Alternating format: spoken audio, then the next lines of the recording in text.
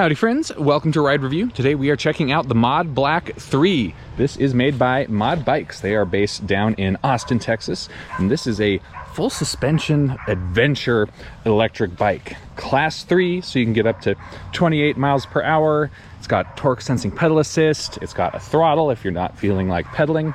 Now, Mod Bikes refers to this as a mountain bike, electric mountain bike, and some of their promotional stuff for it. And we actually did feature it in our EMTB Showdown, which came out just a little bit ago. Link in the description below.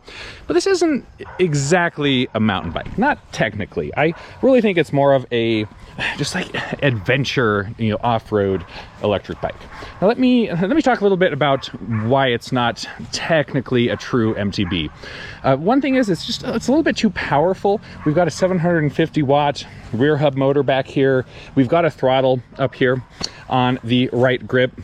A lot of mountain bike trails don't allow you to ride a bike that has a throttle on it or anything over 250 watts in power.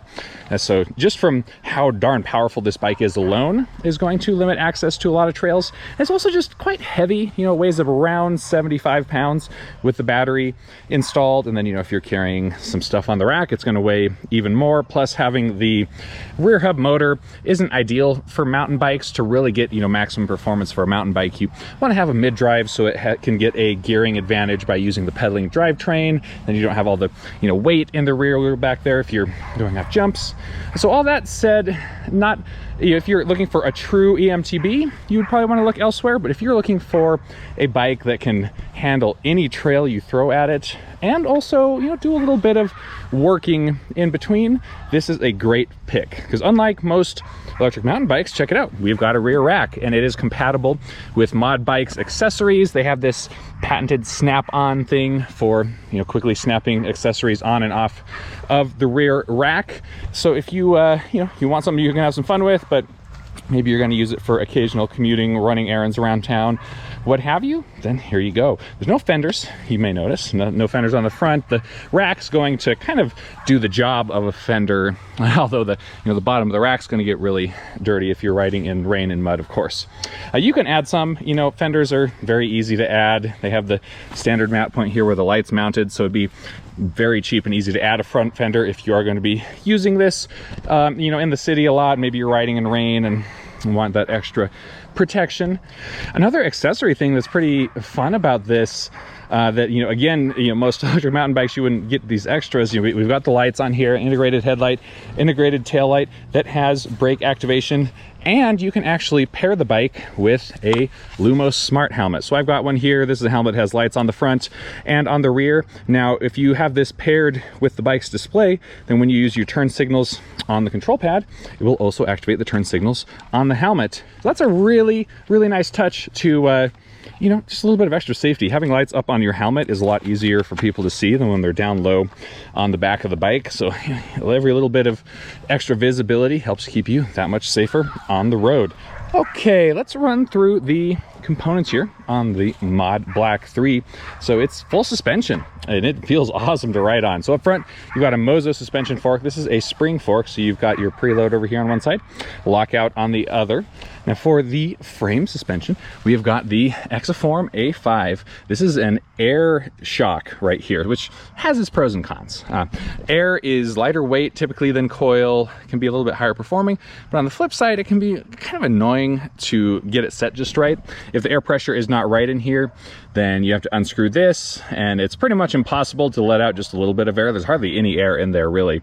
So you end up letting it all out, and then you have to fill it up to just the right amount. You're gonna need to bring a hand pump with you, and you typically need an adapter because most hand pumps can't fit on there because it butts up against this.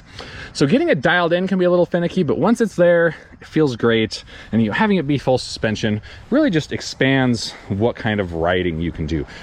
Jeep roads, kind of rough off-road terrain is a place that this is really going to shine. And this is kind of cool too. You can change where the bottom of the shock right here is mounted. You can move it all the way up to the front here, which I assume is going to change how it rides. I've not actually seen one that had it adjustable like that, but it's cool to have that option for it there. Let's see the rest of the cycling components on here. We've got a Shimano Altus drivetrain on here. So this is good stuff from Shimano. It's a step up from their entry-level tourney. So you have like tourney at the bottom, Altus is the next one up. So we're not talking top shelf stuff here, but it gets the job done. And I appreciate that they have a bigger cassette back here with a big climbing gear for your first gear. Makes it a bit easier to climb steep hills, especially when you've got this big powerful motor back here. Let's see, for the rest of our cycling components, let's talk about the brakes real quick. We've got good quality hydraulic disc brakes on here, 180 millimeter rotors, dual piston calipers in the front and in the rear.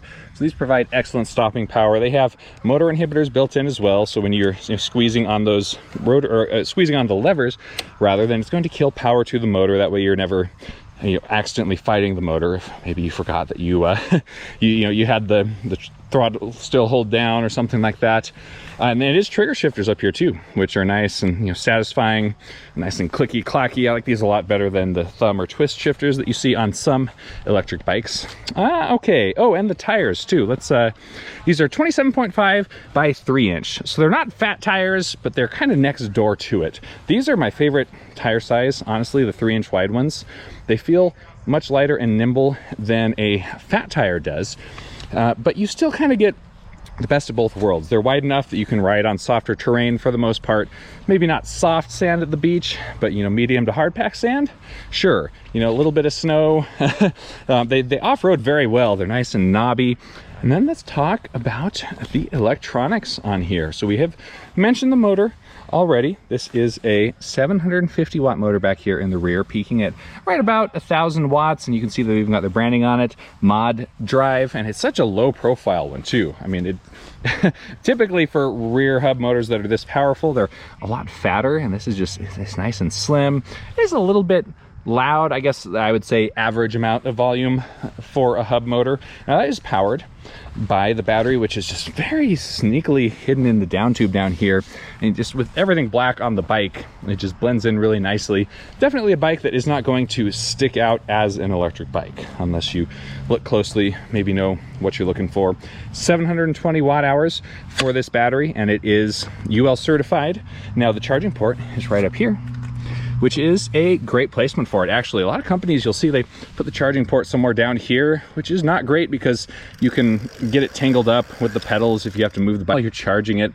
So it's much better to have it positioned high up and kind of out of the danger zone. And if you want to add more accessories on here too, by the way, look at all these.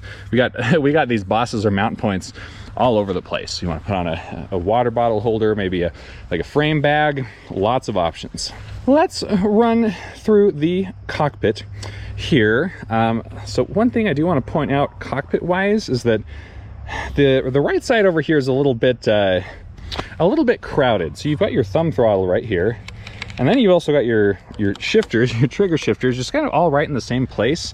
And it's actually, you can get your thumb stuck if you push the throttle down right here and then kind of let it go. See how my thumb's like getting stuck here between the shifter and the throttle?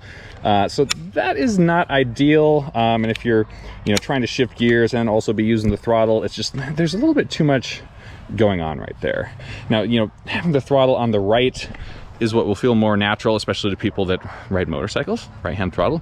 But this is definitely a case where I think moving the throttle over here to the left might fit a little bit better. I do also want to point out the grips on here are not locking. They're leather stitched, like they're really nice and comfy, but you can turn them if you put some effort into it.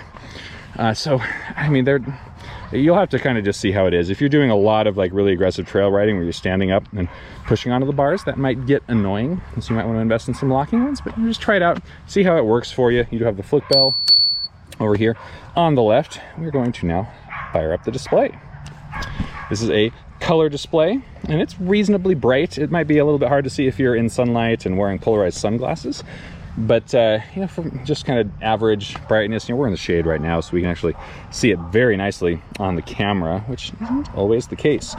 Now, something I like about the displays on all these mod bikes is you can really configure them to your heart's content for how the bike behaves in every single pedal assist mode. You're not stuck with what you get out of the box.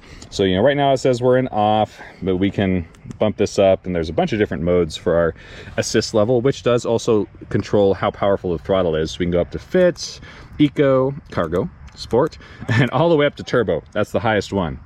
You know, you got your percentage for your battery up here, which is quite accurate. It's nice to have that for a treat. You actually got the time on it, which very few e-bikes actually show you the time on the display. You'd think that that would be a common thing. It's very nice to have. My time is not set quite right because I've never gone in and set it. But you know, like I said, great to have it in there.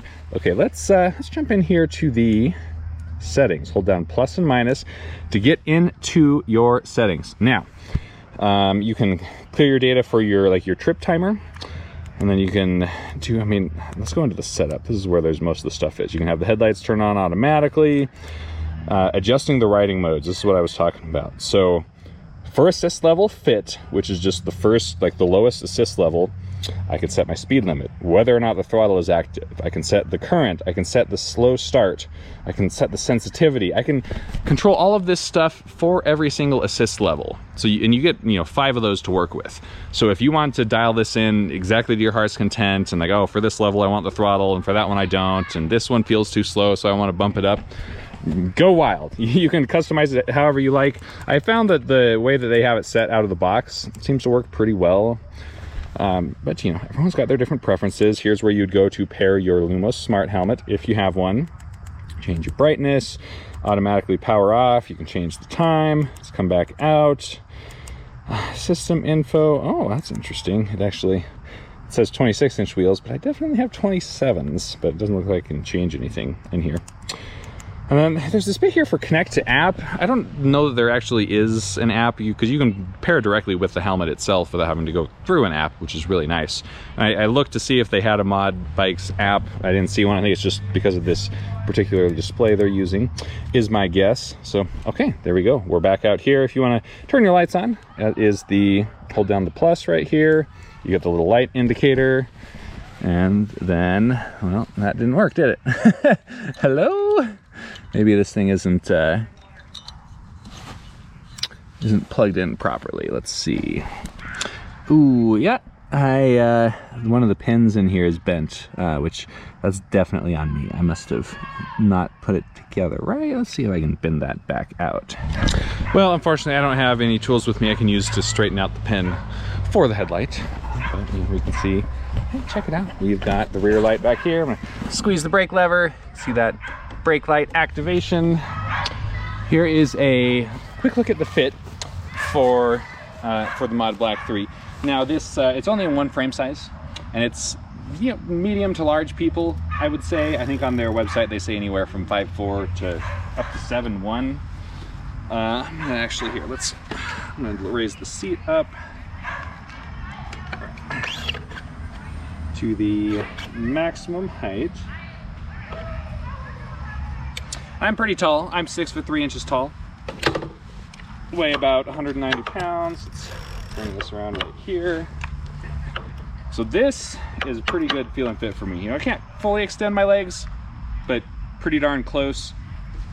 Definitely a kind of a forward, not quite aggressive, but pretty forward riding position. Definitely lends more to like the off-road adventuring you might do on it, trail riding, that kind of stuff. What's up, everybody? Tyson here from Ride Review. I want to take a quick moment to tell you about Micromobility America. This is a micromobility focused conference that is happening in Southern California on November 14th and 15th this year. Now we are pulling out all the stops and trying to get a lot more dealers, and you know, if you're a store owner or maybe a distributor for electric vehicles, I mean, you know, bikes, scooters, skateboards, EUCs, you know, micro cars, anything like that. We want to get you involved at this event. We're going to have representatives from hundreds of manufacturers there. Most of these representatives are going to be, you know, C-level, founders, engineers. So if there's brands that you're interested in, you can, you know, skip the email chains and just go, you know, straight to the people who actually make the decisions and can really tell you what these products are about and why they made them this way. Also at this event, you can expect, you know, we're going to have networking mixers, we're going to have after parties, we're going to have the dealer awards, we're going to have a Shark Tank style competition where manufacturers can bring in some of their, you know, new and outlandish product ideas, and then the dealers will get a chance to, vet those and rank those, see if they're going to be good for the market or not. If you guys are interested, please check out the description of the video. You're going to find a link where you can learn more and get registered. All right, back to the video.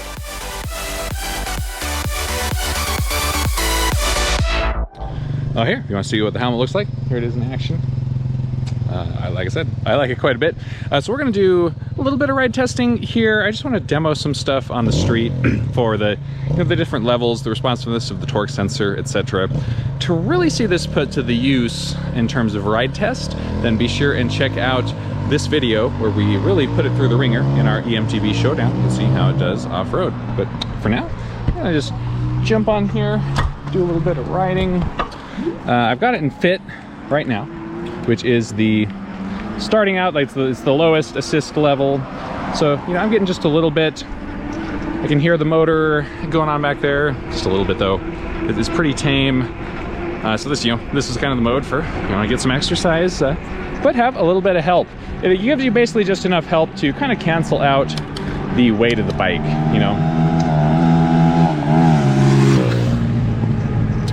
It's a pretty heavy bike, around 75 pounds. I love how stable the cockpit is.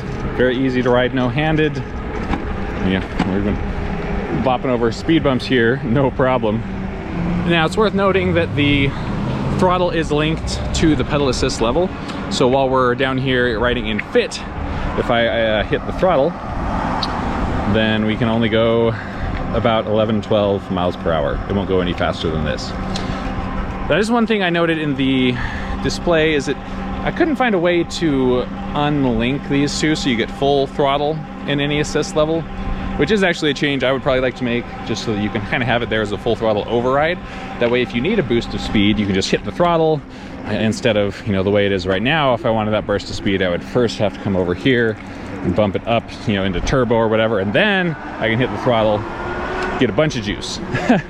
But that's a fairly minor thing, and some people do actually like having it linked like this, so that when you're down here in fit, the throttle's pretty tame. It's not ever going to be overwhelming. Okay, let's. We're not going to go through all the levels here. I want to just kind of contrast fit all the way up to turbo. Now, something I do want to point out is for turbo mode.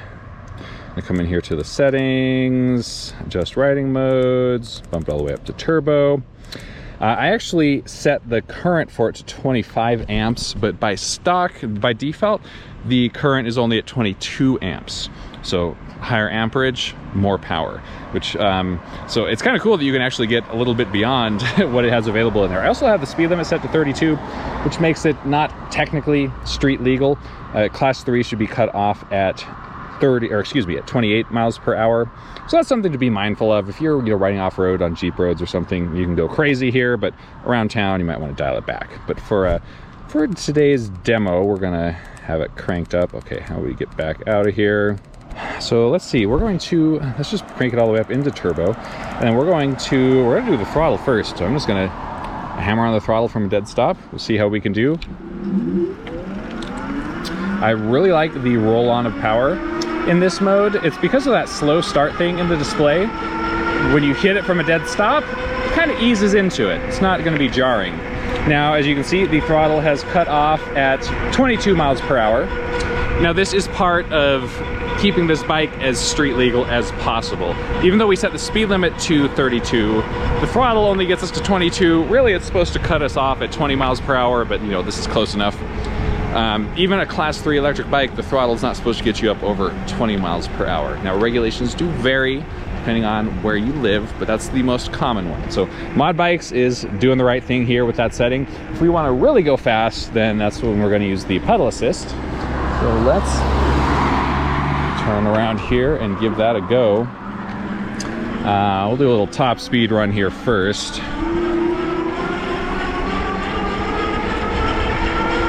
We go up to 20. We're gonna have to start shifting up the gears here.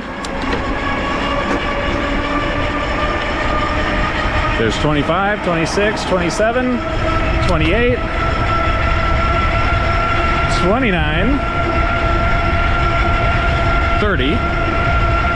Can we get a couple more? I'm pushing pretty hard on the pedals here. I think that's maybe about as fast as we're going to get going. But still, that's pretty impressive. And I'm not even breathing too hard. So with pedaling, you can really fly on this thing. I do want to demo the responsiveness of the pedal assist just a little bit. This is a torque sensor, which means if you put more pressure on the pedals, it's going to give you more assist, help you out a bit more. But you know, not all torque sensors are the same. How they adjust their responsiveness will vary. So let me get shifted into a better gear here. So what we're gonna do, I'm gonna just start pedaling hard, and then I'll just kind of pause and restart my pedaling. I'm gonna be pushing as hard as I can, but that way you can hear the motor kicking in and letting off, kind of hear how responsive it is. So from the dead start, kicks in nice and quick.